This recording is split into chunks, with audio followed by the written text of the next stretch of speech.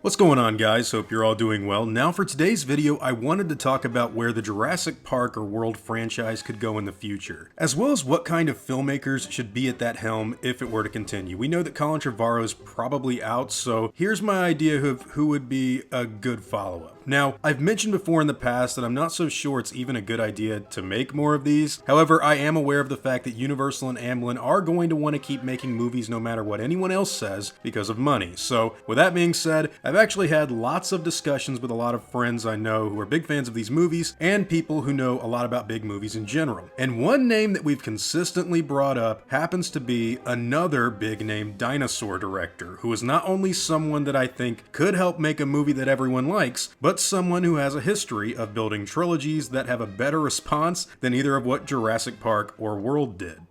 Now, before I go any further, I want to mention you guys that today's video is sponsored by MyHeritage. So one of the things that I've always thought would be really cool would be to build out my own family tree. And using this particular service, I was able to find a lot of cool stuff out about people in my family that I really wouldn't have any idea about. For example, this Smart Match feature educated me on California being the state where my aunt was born. And after uploading a couple of black and white photos, I was able to both colorize and animate them in an awesome way. And that's why I think MyHeritage is really cool. So what are they? Well, MyHeritage is a fun and easy way to build a family tree that helps you discover your origins and even find new relatives. It works so good that even if you don't know much about your family history, they can help you find people you're related to, including very old ancestors with little effort. In fact, they're so good, they're ranked the #1 family history service in Europe. This site puts 19 billion plus records at your fingertips and helps you build out a family tree in no time. And another cool feature they offer is colorizing and enhancing of old family photos that help you see how your ancestors may have looked and even moved while they were still alive, which is a pretty cool feature to say the least. When I tried the site for myself, I found out some pretty cool things. I already knew that everyone on my father's side were living in Italy since my grandfather immigrated here during World War II, but I was able to find out that a lot of my relatives on my mother's side lived around Pennsylvania all the way back in the 1800s. One of them was even named Ludwig and had a son named Julius, which I thought was kind of funny. If you're interested in building out your own family tree and finding out about people who you didn't even know you were related to, click the link below to sign up for a 14-day free trial and enjoy all the amazing features MyHeritage has to offer. And if you decide to continue your subscription, you'll get a 50% discount, and with all of the features that they have available, I'd say that is an extremely good deal. MyHeritage is a great way to find out more about your past, and they're offering something a lot of people enjoy. So once again, if you're interested in colorizing and animating old photographs, finding out relatives that you didn't even know you had, and just building your family tree for fun, click the link below to sign up for a 14-day free trial. Once again, thanks to MyHeritage for sponsoring today's video. Now, back to Jurassic Park. Peter Jackson is a filmmaker who originated in the horror film scene back in the 1980s and 90s. This is a guy that was very well versed in practical effects, fun fight scenes, and just all around excellent storytelling when he came up through the ranks and eventually got to make all 3 of the Lord of the Rings movies, the Hobbit trilogy, and of course the 2005 remake of King Kong, which is what I want to single out in particular. Now, back when this movie came out, it was actually what held Jurassic Park fans over for a little while, because 2005 was the trajectory that we were supposed to get Jurassic Park for. 1993 to 97 is when the first 2 Jurassic Park movies came out. That's a 4-year gap. It was 4 more years to Jurassic Park 3. Jurassic Park 4 did not come out until 2015, 10 years after Peter Jackson's King Kong. And it really was this movie that held us over for a while. And what I think made his work on King Kong so fun for fans of dinosaur movies and Jurassic Park stuff was the fact that it had a bit of grounded realism, very fun characters, really good writing, and a fun plot to boot. No, it's not as good as the 1933 original, which is one of the best monster movies ever made, but the remake to King Kong was a very, very well done film with excellent cinematography, and it really did respect the original story extremely well. One of the reasons I think Peter Jackson's work on that movie could translate extremely well in a Jurassic Park sequel is because I think he's actually a fan of these movies, and he even owns a Jurassic Park 3 male raptor prop, which, if you didn't know, he owns like a lot of movie props from stuff he likes. So I think that's pretty cool. Also, Colin Trevorrow's work on the Jurassic World trilogy, I think, started out decent, but by the end of it, it got derailed, and I don't know what exactly all the issues were, but from the visual history guidebook that just came out, they had so many people writing on Jurassic World Dominion. David Koepp was even brought back to try and save some stuff. Michael Arndt, who worked on a lot of Pixar movies, was thrown into the mix, and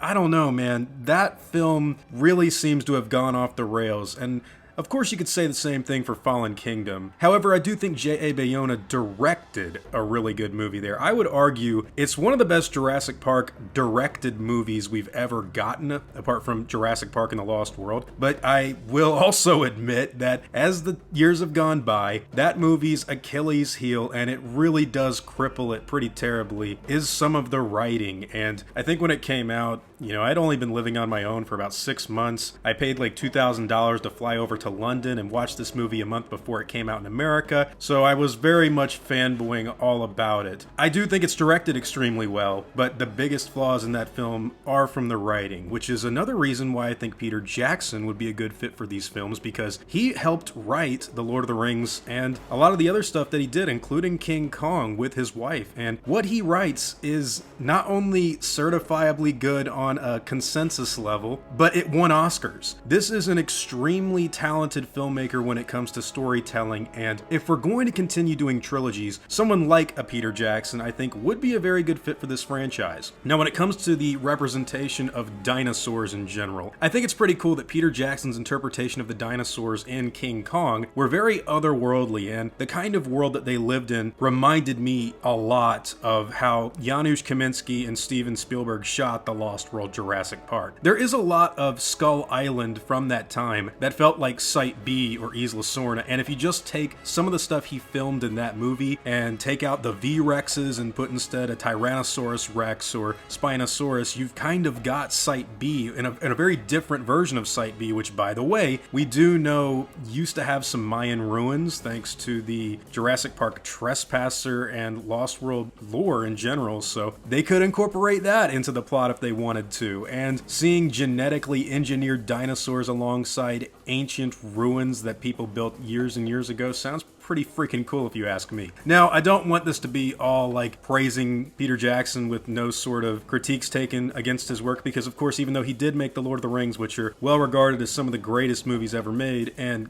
King Kong I think is pretty damn cool too, he did make the Hobbit trilogy, which had a lot of failings, and it did have some success as well, but the biggest critiques for those would be the silliness, overuse of CGI, and kind of just the floaty way those films played about. Of course, the Hobbit book is nowhere near as serious as The Lord of the Rings, but suffice it to say, they're not as good as the initial 3 movies, which, by the way, I don't know if you could tell already, I'm actually a very, very big fan of The Lord of the Rings in general. I've read the books, I have actually collected a lot of that stuff, and I just love that world, and it's something that I think Peter Jackson nailed pretty damn well. Of course, Tom Bombadil isn't in Fellowship of the Ring. The whole way Saruman was handled in the end of that trilogy isn't exactly identical to the way it was supposed to be, and Legolas shouldn't be in The Hobbit, but I do think he directed and wrote very good adaptations of the source material, and it's another reason why I still haven't seen Rings of Power. I don't want to see it. My friend Jacob from Dangerville tried to watch it, and he couldn't even get through it that much, and he's like me when it comes to these movies, so yeah. Peter Jackson's work, though, on The Hobbit isn't all just not great. I mean, he made Smaug. Smaug is one of the best dragons I've seen in a movie in years. I know Vermithrax Pejorative from Dragon Slayer, a movie that I've talked about on my Dragon Curve channel, was probably a big influence to it, and the legacy connections that he did make through with The Lord of the Rings and connecting those 2 trilogies, I think worked out pretty well too, especially all the stuff with Gandalf,